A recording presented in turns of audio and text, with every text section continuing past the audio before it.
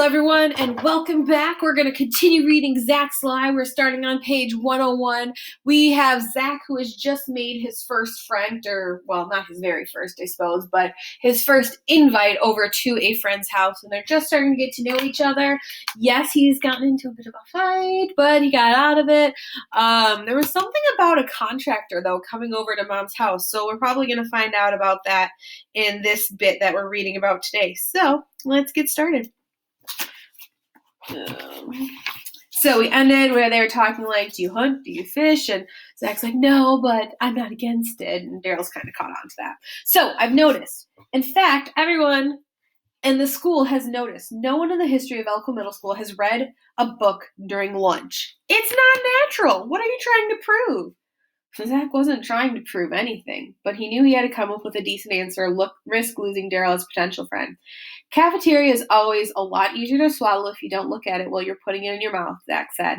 Reading keeps my eyes off the slop on the tray. Daryl laughed. I knew it was something like that. The other guys thought you were just kind of a geek, but I told them I thought there was more to you than that. You proved my point when you punched Peter out. That's not why I did it. Peter deserved it. He hassles everyone. The only people who like him are the Three Stooges who hang out with him. Did you go down to Sam's torture chamber and punch the bag? Yeah. Have you ever been down there? Daryl nodded. A few times. Sam's a weird dude, but I like him. I bet Peter Short's been down there 100 times. He's always getting in trouble or causing trouble for someone else. Your dad doesn't seem very fond of Peter either. My dad doesn't even know Peter. His problem is with Peter's dad. What does he have against Peter's dad?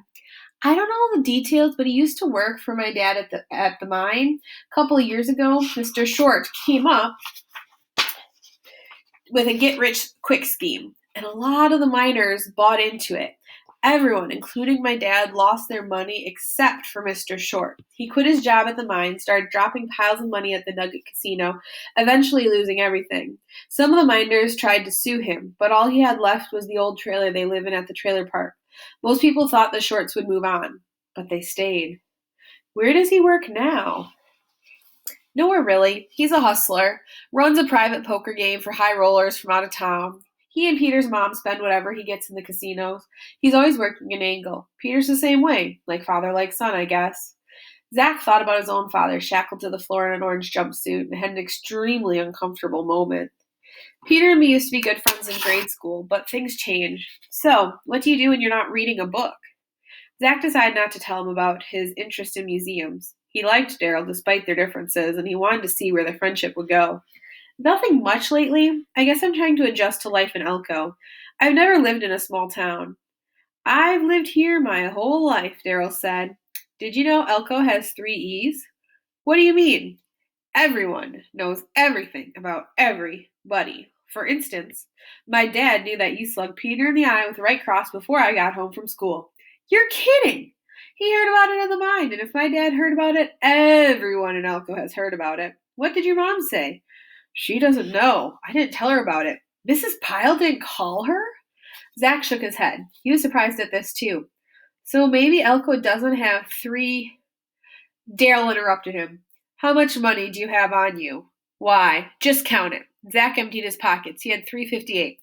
Okay, Daryl said. I'll bet you $3.58 that she hears about it before Friday. I can't believe it's as bad as that. Is it a bet? And you won't tell her. I won't have to. They shook on it, and Zach went home wondering if Daryl had just hustled him.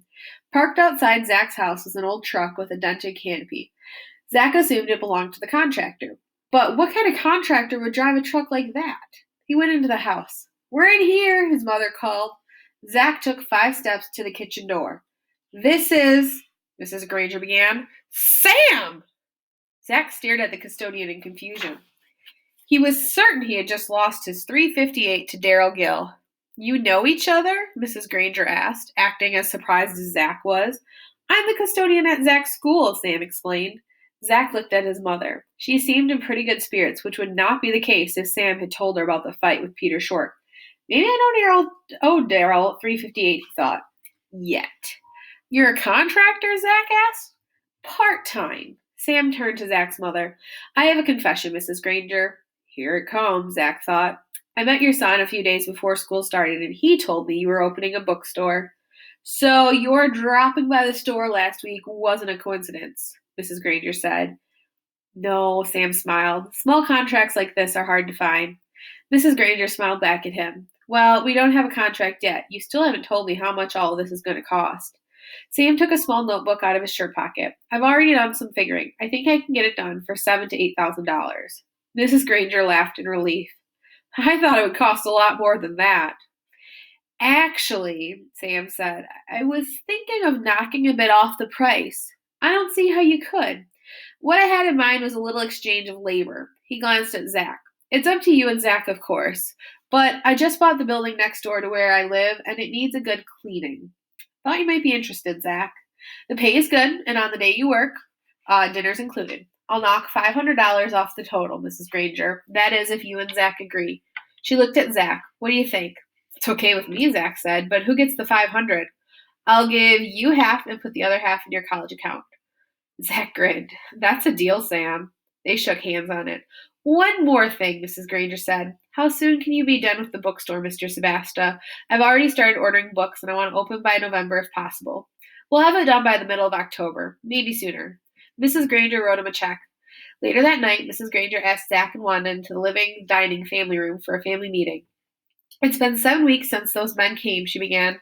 I'm wondering how you're feeling now. I know this whole situation is strange, but you both feel safe now? I think I do, Wanda said carefully, but maybe I've been too busy to think about it. Elko's not as bad as I thought it would be. How about you, Zach? I feel okay. What happened to us seems sort of like a dream now. Are you going to send the postcard? I'm thinking about it. Dad won't do anything about his situation until he knows we're safe. If he gets out, will he come live with us? Zach asked. I don't know, she said quietly. Friday, September 29th. So this is italicized, so he's writing in his journal. I'm writing this in the cafeteria. Daryl is sitting across the table from me reading a hunting magazine. I tried to get him to read a book, but he told me not to push my luck. A few other people are reading too, including Caitlin and a couple of her girlfriends, 3 tables away. I don't think they're reading hunting magazines. I haven't talked to Peter since I apologized to him last week, but I've caught him watching me as if he's sizing me up. Kind of gives me the creeps, which is why what he's probably trying to do. His eye looks a little better. I think Wanda and Mom are actually beginning to like living in Elko. I can't say I like it yet, but it's growing on me. Last night, Mom sat Wanda and me down and asked if we thought it was safe. The postcard was sitting on the refrigerator when I left for school this morning. The bell rang. Daryl looked up from his hunting magazine. I hope you don't expect me to start writing during lunches, too. Maybe next year, Zach joked, after you graduate from magazines to real books. Very funny. Why don't you come over tomorrow and we can have another go at the video games? I'll use my toes this time so you'll have a chance of winning. Zach laughed. Can't do it. I start my job for Sam tomorrow. He put the journal in his backpack. By the way, it's the end of the week and my mom hasn't said one thing to me about Peter Short. Think you owe me $3.58. Daryl gave Zach $3.60. You owe me 2 cents, he said. When Zach got home from school, he went directly to the refrigerator to get something to eat. The Space Shuttle postcard had taken off. On Saturday morning, Zach met Sam in the bookstore. Sam's 2 Basque carpenters were named Iker and Jacome Mateo. Sam told them that he would be back as soon as he got Zach started on the building. Sam drove him downtown and pulled up in front of a hotel. Why are we stopping here? Zach asked. Because this is where I live. You live in a hotel? Oh, this is not just any hotel. This is the Nevada Hotel. Do you know anything about the Basques? A little, Zach told Sam what he had learned about the Basques at the museum. The Basques are the greatest people on earth. You'll find that out for yourself if you hang out at the Nevada long enough. It's owned and operated by Basques. My terrible building is right next door. Zach followed him into a dilapidated building. Sam was not exaggerating. The inside of the building was a disaster. A thick layer of wood sawdust covered every square inch, including the walls and window panes. What was this place? Zach asked. They used to make furniture in here? I think you should have knocked $1,000 off Mom's contract, Zach said.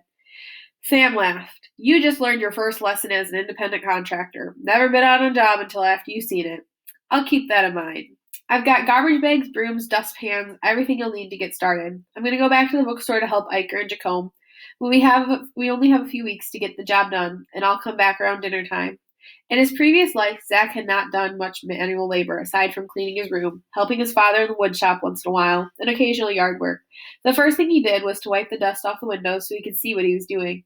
This caused a whirlwind of swirling, choking dust that drove him hacking and coughing out of the building. There was so much dust billowing out the door, Zach was afraid someone might mistake it for smoke and call the fire department. It took nearly half an hour for the dust to settle enough for him to venture back inside.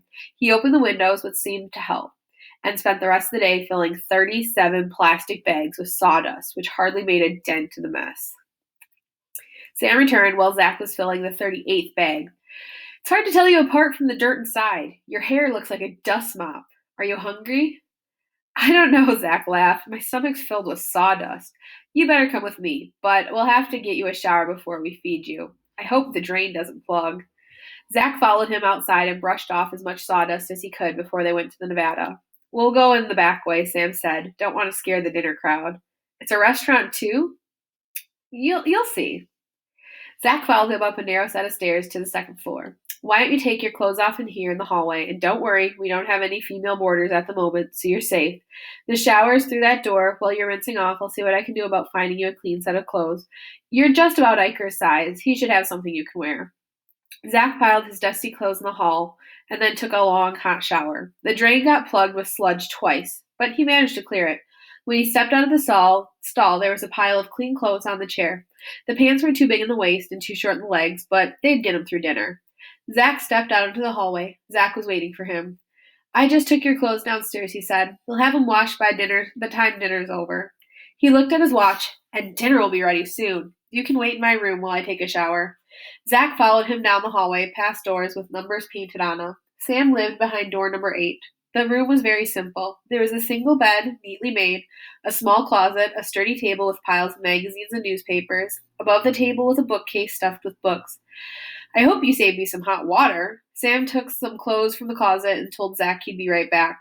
Zach looked out the room's only window. Not much to see. Across the street was a small grocery store. On the next street over, there was bright flashing lights of the Nugget Casino. Why did Sam live in a hotel? Zach didn't know how much money custodians make, but with his contracting business, Sam could certainly afford to live in a house. As Zach continued to look around the room, he noticed there wasn't anything hanging on the walls. In fact, there wasn't a single photograph in the room, which seemed odd to Zach. Even the Grangers had photographs of their past lives. He sat down at the table and picked up a magazine about opera. He put it down and picked up another magazine. It was written in a foreign language that Zach thought might be Russian. What was Sam doing with this? He got up and started looking at the books in the case. Some were written in the same alphabet as the magazine, and a couple other books appeared to be written in Arabic. The door opened and Sam came in, rubbing his gray hair with a towel. Zach pulled a book off the shelf. What language is this in? Russian. You can read Russian? I used to be able to, Sam said, hanging the towel on the rack attached to the closet door. Pretty rusty now. How about this book? Zach pulled out one of the Arabic books. Oh, that. A lifetime ago, I had a roommate from Saudi Arabia. How long have you been in Elko? 12 years. He combed his hair in the mirror. Where were you before? Here and there. A loud bell clanged from somewhere in the hotel. Dinner! I hope you worked up an appetite. Have you ever eaten Basque food? I don't think so. Then you're in for a treat. Zach followed Sam out to the hallway, where they were joined with a group of men making their way down the stairs. The men spoke in what Zach was assumed Basque, with a smattering of English words thrown in. Sam joined in the friendly banter. You speak Basque too? Zach asked. A little. At the bottom of the stairs was a large empty room with framed black and white photographs hanging on the walls. Zach had seen some of the same photos at the Northeastern Nevada Museum. Most of the photos were taken in sheep camps up in the mountains.